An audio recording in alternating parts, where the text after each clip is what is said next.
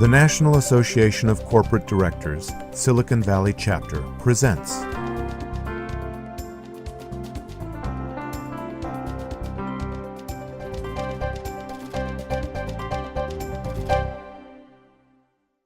Hi, I'm Mark Lonergan, and I'm a member of the Board of Directors of the National Association of Corporate Directors, Silicon Valley Chapter. I was moderator today of a panel of 3 different public company board chairmen, and we've asked 2 of those chairmen, Chuck Robel and Flip Gianos, to join us today to share some of their thoughts as we did during the seminar. I was anxious to have you talk, if you will, about your philosophy with respect to an effective board.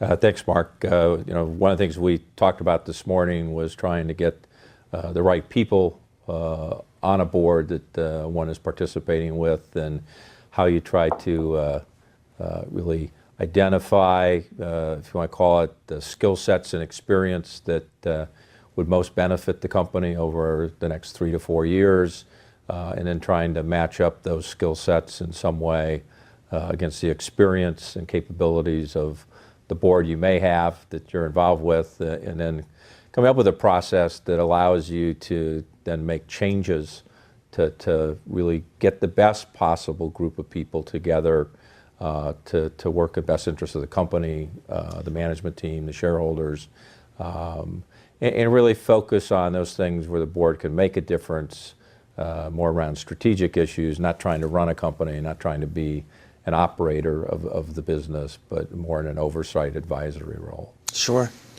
And we talked about it briefly in the discussion this morning, but I was interested in your response to the question, what is the appropriate role of a chairman in a modern board?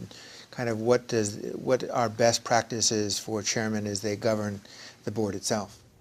You could say half-heartedly, right, being a psychiatrist at times, but I think it's trying to build trust between the management team and the board, so that the 2 constituencies are really working together with a common interest in mind around success of the business. And so I think once you've got those right people together that we just talked about, if you can find a way to really have very open, transparent communication between people, then the discussion in the boardroom, either formally or informally, is around things that everyone feels all the information's on the table. What could we do differently? What are we going to have to react to in 2 years from a competitive perspective? Do we really want to do higher risk M&A or not? Do we want to change our go-to-market strategy? That's where hopefully the management team can benefit from the experience of the board member, and the board member can feel like they're real sounding board or adding value, again, without trying to get in and turn the dials on the radio and run the business. So chairman, lead director, I'm less religious about what the title needs to be. I think if the person is proactive and engaged, really has the trust of both the board and the management team, maybe evolving in the future, the shareholders, there's a way to leverage that into getting the best performance out of everyone, and you hope will contribute to a pretty successful outcome at the end. Good. Well, thank you, Chuck, for being part of the discussion this morning, and we'll look forward to following sessions on issues around board governance. Great. Thanks, Mark. Appreciate it. Flip, there were 2 discussions, or several discussions we had this morning, but 2 that I thought were worth following up on. One was probably at its most basic, and that is, what does a high-performance board team look like? What are the characteristics that you look to create as the board chairman and on a high-performance or effective board? Well, Mark, there are obviously 2 main parts to that. One is choosing the board, and I think Chuck talked a lot about that. I think I'll focus on after the board is chosen and put together, and you've created a team that is now hopefully working closely with the CEO. The main thing, I think, is that you need people to be engaged and involved. Mm-hmm. You need them to know the management team, not just the CEO, but we spend a lot of time interacting individually with different members of the management team so that we have a good view of what they're doing and their capabilities.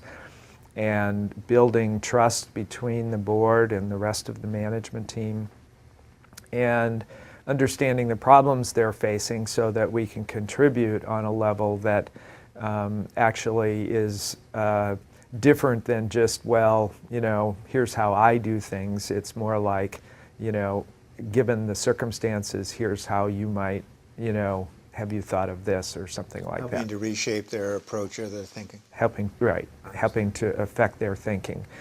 I think the interesting thing is that, although I hate Sarbanes-Oxley in general, one of the things that has changed over the last decade because of Sarbanes-Oxley, I think, is that public boards, at least the ones I'm familiar with, have become a lot more like private boards. And that means they feel a personal responsibility for what's going on at the company. And that is a good, positive cultural event. So like private investors or venture investors, they're getting involved at a high level in the strategy and the operation of the company. Exactly. Understand. Well, the second question, we talked about the performance of all board directors, but we even touched in the discussion this morning about the chairman as not just a board director, but also the leader of the board of directors of a public company. And the question is, what is the appropriate role of an independent chairman or lead independent director in 2010? Right.